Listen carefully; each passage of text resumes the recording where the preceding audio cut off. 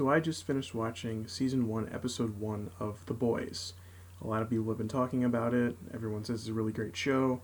I really enjoy superhero movies, Marvel movies especially. Not so much DC movies. I'm more of a DC Comics kind of guy. In fact, I prefer them over Marvel Comics. But the Marvel movies are great. I like to think of them as more episodes of a TV show than films in an anthology, even though that's technically what they are. I feel I understand the frustration some people have with a lot of them feeling very similar, but I consider them episodes of a serialized TV show, almost like The Mandalorian, similar to that.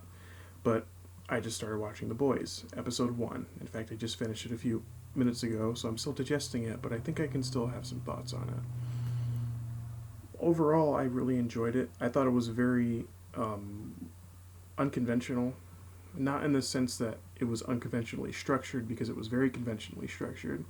It had a clear beginning, middle, and end of the episode. In fact, the episode felt like a complete arc, which I really enjoyed. It didn't really end on as much of a cliffhanger as I expected it to.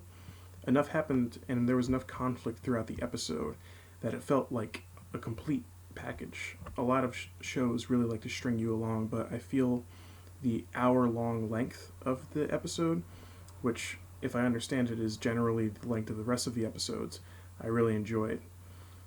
So I thought it was very good. I really enjoyed all the characters. The dialogue writing was very good. I especially liked Butcher. Butcher was great. I think it was really obvious that he wasn't a Fed from the second you met him. He didn't fit that archetype. Although the show does play with archetypes a lot, with, the Seven being pretty much the complete opposite of how they portray themselves to the media. Speaking of which, I really like how much they propagandize the idea of the superheroes in this universe. I feel as if superheroes, if they were real in the real world, this is almost certainly the way they would operate. They would be marketed to the highest number of people they possibly can be. They would have analytics. I think I saw the vote, however it's pronounced, the vote lady talking about the approval rating of the superhero that they were going to give to the guy towards the middle of the episode.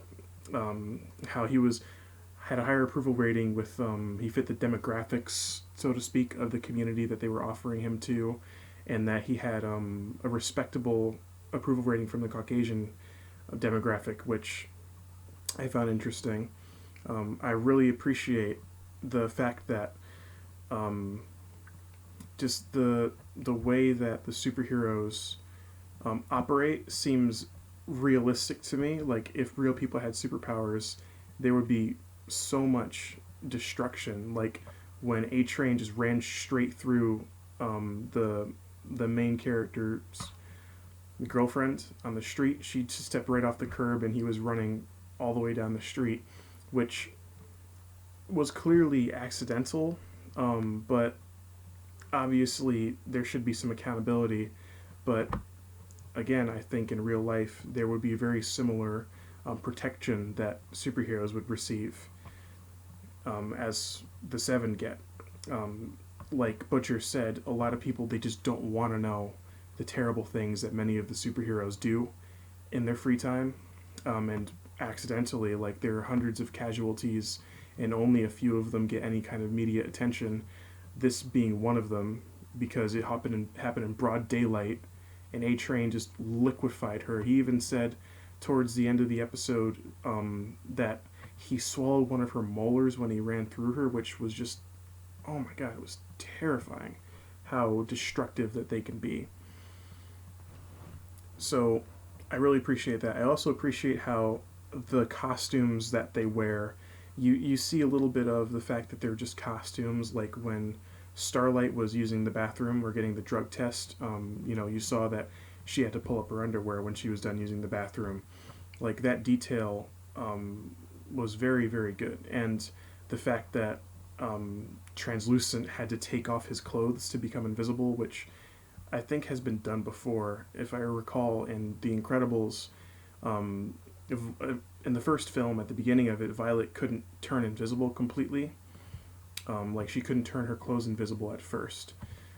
So not an entirely original idea, but it is the logical twist on that superhero idea that you would put.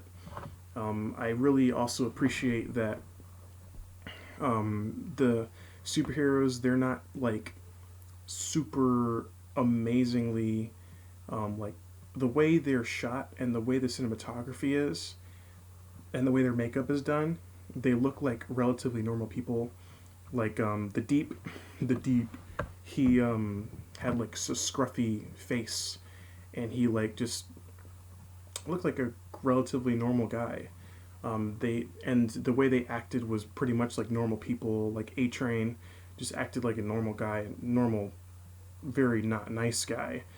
Kind of a prick, but a normal, like they acted like normal humans, which I think is a very good indication of how great the dialogue in the show is so far.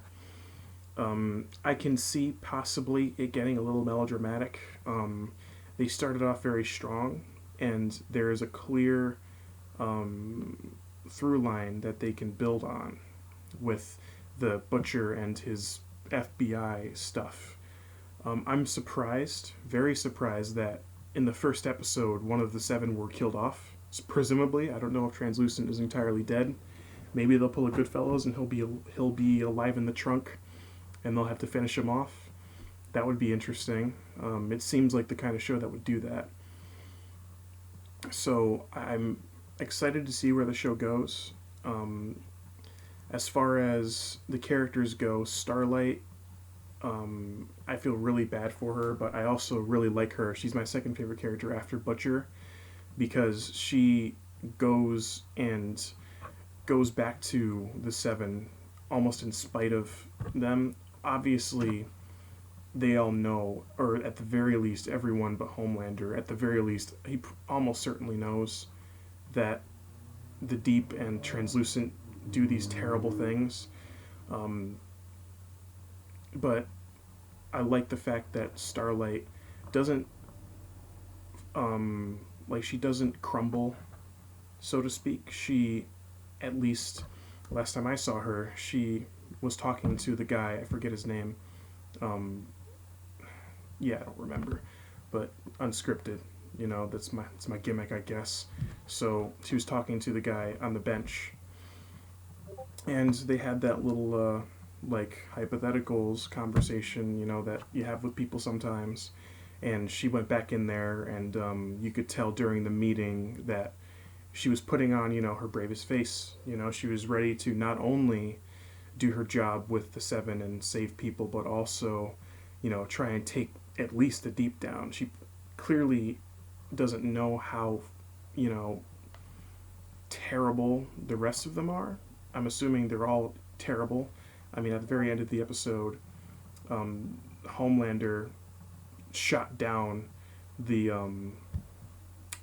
plane with the guy that blackmailed the vote lady. So there's a lot of potential here. There's a lot of things they could build upon. I appreciate how they show all of the gory details, so to speak. I mean, that was clear at the first 10 minutes of the show when A Train ran through the main guy's girlfriend. It was terribly graphic, but I appreciate that. It lends to how grounded the show is trying to be. Like if something would happen within the realms of possibility in real life, like if you can imagine something happening in response to something else that happens in the show, like that the Wire shocking Translucent to death, presumably, in the hardware store, I would assume, yeah, like the explanation the guy gave made sense. Obviously, I'm sure you could pick it apart, but to serve the plot and the story, it made sense. I accepted that. A lot of the times, shows will break their own rules to make something dramatic happen, and I really don't like that. I really hope and I think that the boys will remain internally consistent. And that means if they establish something, it's like Chekhov's gun. when the camera draws attention to something, if the story draws attention to something, be an object, a person, and then it goes missing for a while, it needs to come back. There needs to be a resolution to that. I think there will be a lot of that in this show. They'll draw attention to something. You'll learn about a superhero's weakness or some supervillain's weakness, if there are supervillains. Although maybe they're pulling the heroes were the villains the whole time. Seems like that's what they're building to. The Butcher already mentioned it, but then again, we don't really know the Butcher's true alignment. We don't know his motives, although I think the Butcher is probably a good guy, quote unquote, because he's clearly against the Seven, and his personality type lends itself to the rough around the edges but good heart type, if that makes any sense. Kind of like the Clint Eastwood, the cowboy type of thing. So I think that the rebels or the good guys or whatever are going to be Starlight and then this main guy with Butcher, most likely. I mean, his name is Butcher, but he's trying to take down the Seven. I think that's going to be what they're going to go with. Ooh, this guy, he seems super sketchy. His name is the Butcher. He calls himself that.